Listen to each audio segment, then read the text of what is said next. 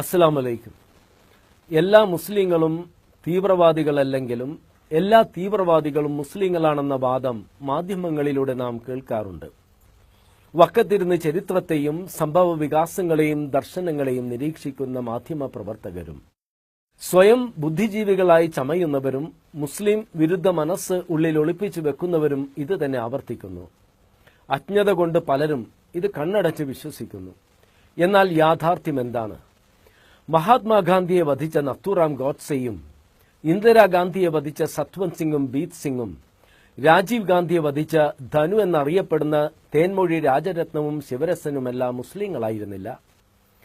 American പ്രസിഡന്റുമാരായ Abraham ലിങ്കനെ വധിച്ച ജോൺ വിൽക്സ് ബൂത്തും ജോൺ ഫിറ്റ്സ് ജെറാൾഡ് കെനഡിയെ വധിച്ച ലീ ഹാർവി ഓക്സ്വേൾഡും മുസ്ലിങ്ങളായിരുന്നില്ല. കറുത്തവരുടെ അവകാശങ്ങൾക്ക് വേണ്ടി പോരാടിയിരുന്ന മാർട്ടിൻ ലൂതർ കിങ് ജൂനിയറെ വധിച്ച ജെയിംസ് ഏൾ റേയും ഓസ്ട്രിയൻ കിരീടാവകാശിയായിരുന്ന ആർച്ച് ഡ്യൂക്ക് ഫ്രാൻസ് ഫെർഡിനാൻഡിനെയും ഭാര്യ സോഫിയയും വധിച്ച ഒന്നാം ലോക മഹായുദ്ധത്തിന് തുടക്കം കുറിച്ച ഗബ്രിനോവിക് പ്രിൻസിപ്പും മുസ്ലിങ്ങളായിരുന്നില്ല. ലക്ഷക്കണക്കിന് നിരപരാധികളെ ക്രൂരമായി വധിക്കാൻ നേതൃത്വം കൊടുത്ത നാസി നേതാവ് എഡോൾഫ് ഹിറ്റ്ലറും ഇറ്റാലിയൻ ഫാസിസ്റ്റ് പാർട്ടിയുടെ നേതാവായ മുസ്സലീനിയും മുസ്ലിങ്ങളായിരുന്നില്ല.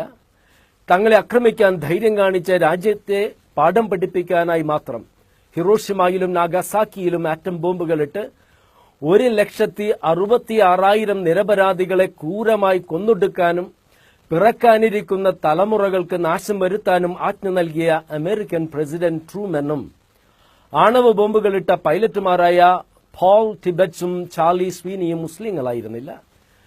അമേരിക്കയിലെ ഒക്ലഹോമ സിറ്റിയിലെ ഫെഡറൽ ബിൽഡിംഗ് സ്ഫോടനത്തിൽ തകർത്ത് 168 ജീവനുകൾ എടുത്ത തിമത്തി ജെയിംസ് മെക്വെയിനും ഓസ്ലോയിലെ ഗവൺമെന്റ് മന്ദിരങ്ങൾ സ്ഫോടനങ്ങളിൽ തകർത്ത് 8 പേരെയും അതിനുശേഷം ഉട്ടോയ ദ്വീപിലെ നോർവീജിയൻ ലേബർ പാർട്ടിയുടെ യുവജന ക്യാമ്പിൽ വെച്ച് 69 നിരപരാധികളെയും വധിച്ച ആൻഡ്രസ് ബെയറിംഗ് ബ്രേവിക്കും മുസ്ലിങ്ങളായിരുന്നില്ല. ഇത്തരത്തിലുള്ള ആയിരക്കണക്കിന് ഭീകര അക്രമങ്ങൾക്ക് പിന്നിൽ മുസ്ലിങ്ങളായിരുന്നില്ല. 1ഉം 2ഉം ലോകമഹായുദ്ധങ്ങൾക്ക് തുടക്കം കുറിച്ചതും ലക്ഷക്കണക്കിന് ജീവനുകൾ എടുത്തതിന് നേതൃത്വം കൊടുത്തത് മുസ്ലിങ്ങളായിരുന്നില്ല. ഭാരതം ഉൾപ്പെടെ ഒട്ടനവധി രാജ്യങ്ങളുടെ സമ്പത്ത് കൊള്ളയടിക്കാനായി നൂറ്റാണ്ടുകളോളം ഈ രാജ്യങ്ങളെ ആക്രമിച്ച് നൂറുകണക്കിന് യുദ്ധങ്ങൾ നടത്തി കോടിക്കണക്കിന് ആളുകളെ കൊന്നൊടുക്കിയ ബ്രിട്ടനും ഫ്രാൻസും പോർച്ചുഗലും സ്പെയിനും ഡെൻമാർക്കുമെല്ലാം ഭരിച്ചിരുന്നത് മുസ്ലിങ്ങളായിരുന്നില്ല. ഡൽഹി ഗുജറാത്ത് കലാപങ്ങൾക്ക് നേതൃത്വം കൊടുക്കുകയും 6000-ഓളം നിരപരാധികളെ കൊന്നൊടുക്കാൻ സാഹചര്യം ഒരുക്കിയവർ മുസ്ലിങ്ങളായിരുന്നില്ല.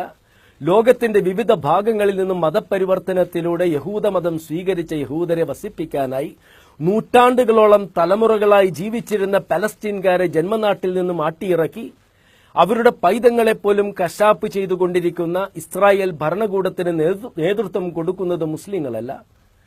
2013 കാര്യമെടുക്കാം.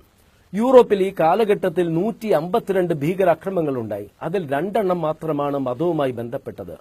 US സ്റ്റേറ്റ് ഡിപ്പാർട്ട്മെന്റ് റിപ്പോർട്ട് പ്രകാരം ഇസ്രായേൽ കുടിയേറ്റക്കാർ പലസ്തീൻ പൌരന്മാർക്കെതിരെ 399 അക്രമങ്ങളാണ് നടത്തിയത്.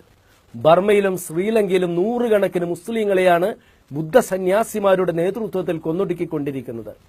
സെപ്റ്റംബർ 11 അക്രമത്തിന് ശേഷം 2014 വരെ അമേരിക്കയിലെ മുസ്ലിം പേരുള്ള ഭീകരർ 37 അമേരിക്കക്കാരെ വധിച്ചപ്പോൾ ഈ കാലയളവിൽ 1,90,000 അമേരിക്കക്കാരാണ് കുട്ടികൾ ഉൾപ്പെടെയുള്ളവർ നടത്തിയ വിവിധ അക്രമങ്ങളിൽ വധിക്കപ്പെട്ടത്.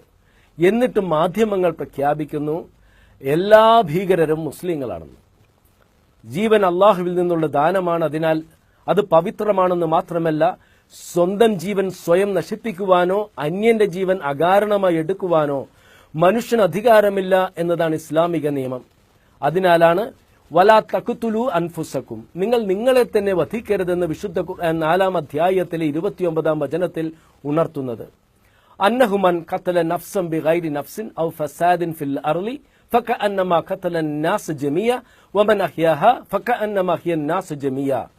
കൊലപാതകം മൂലമോ ഭൂമിയിൽ അതിക്രമം ചെയ്തതിനാലോ അല്ലാതെ ഒരു നിരപരാധിയെ വധിക്കുന്നത് മനുഷ്യ സമൂഹത്തെ ആകെ വധിക്കുന്നതിന് തുല്യമാണെന്നും ഒരു നിരപരാധിയെ രക്ഷിക്കുന്നത് മനുഷ്യ സമൂഹത്തെ ആകെ രക്ഷിക്കുന്നതിന് തുല്യമാണെന്നും 5-ാം അധ്യായത്തിലെ 32-ാം വചനത്തിലൂടെ പ്രഖ്യാപിക്കുന്ന വേദഗ്രന്ഥമാണ് വിശുദ്ധ ഖുർആൻ. ഭക്ഷണത്തിനും സ്വന്തം ജീവൻ രക്ഷിക്കാനുമല്ലാതെ മറ്റു ജീവജാലങ്ങളെ പോലും കൊല്ലരുത് എന്നതാണ് ഇസ്ലാമിക സമീപനം. നിങ്ങളൊന്ന് മനസ്സിലാക്കുക, ഭീകരർക്ക് മതമില്ല, വിശ്വാസമില്ല, ആദർശമില്ല, കാരുണ്യമില്ല. ബാങ്ക് കൊള്ളയടിച്ച മൈക്കിളിനെയും അഹമ്മദിനെയും പ്രകാശനെയും ക്രിസ്ത്യൻ കൊള്ളക്കാരനെന്നും മുസ്ലിം കൊള്ളക്കാരനെന്നും ഹിന്ദു കൊള്ളക്കാരനെന്നും നാം വിളിക്കാറില്ല. അതുപോലെ തന്നെയാണ് ഭീകരവാദികളെയും തീവ്രവാദികളെയും കാണേണ്ടത്. മുസ്ലിം പേരുള്ള ഭീകരവാദികൾ ഏറ്റവും അധികം വധിക്കുന്നത് മുസ്ലിങ്ങളെ തന്നെയാണ്.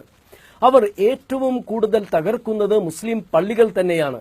വെള്ളിയാഴ്ച ജുമാ നമസ്കാരത്തിന് കൂടിയിരിക്കുന്ന വിശ്വാസികളുടെ നേർക്ക് നിറയൊഴിക്കുന്ന ഭീകരവാദികൾക്ക് മുസ്ലിം ലേബൽ നൽകുന്ന മാധ്യമങ്ങളുടെ അജണ്ട മനസ്സിലാക്കാനുള്ള സാമാന്യ ബുദ്ധി മുസ്ലിങ്ങൾക്കുണ്ട്. ഇത്തരം നുണപ്രചരണങ്ങൾ നടത്തുന്ന മാധ്യമ പ്രവർത്തകർ ഒന്ന് മനസ്സിലാക്കുക. തുറന്ന വിശകലനം നിങ്ങൾ ചെയ്താൽ വിവിധ രാജ്യങ്ങളിൽ നിന്നും വിവിധ സാഹചര്യങ്ങളിൽ ജീവിച്ച് വിവിധ മതവിശ്വാസങ്ങൾ പുലർത്തുന്ന എത്രയോ ആളുകൾ ഇസ്ലാമിനെ കുറിച്ച് പഠിച്ച് ഇസ്ലാം സ്വീകരിക്കുന്നത് എന്തുകൊണ്ടാണെന്ന് നിങ്ങൾക്ക് മനസ്സിലാക്കാം.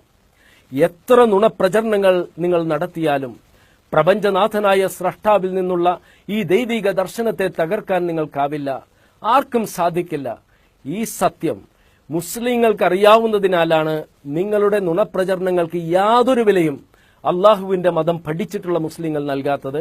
അസ്സലാമു അലൈക്കും.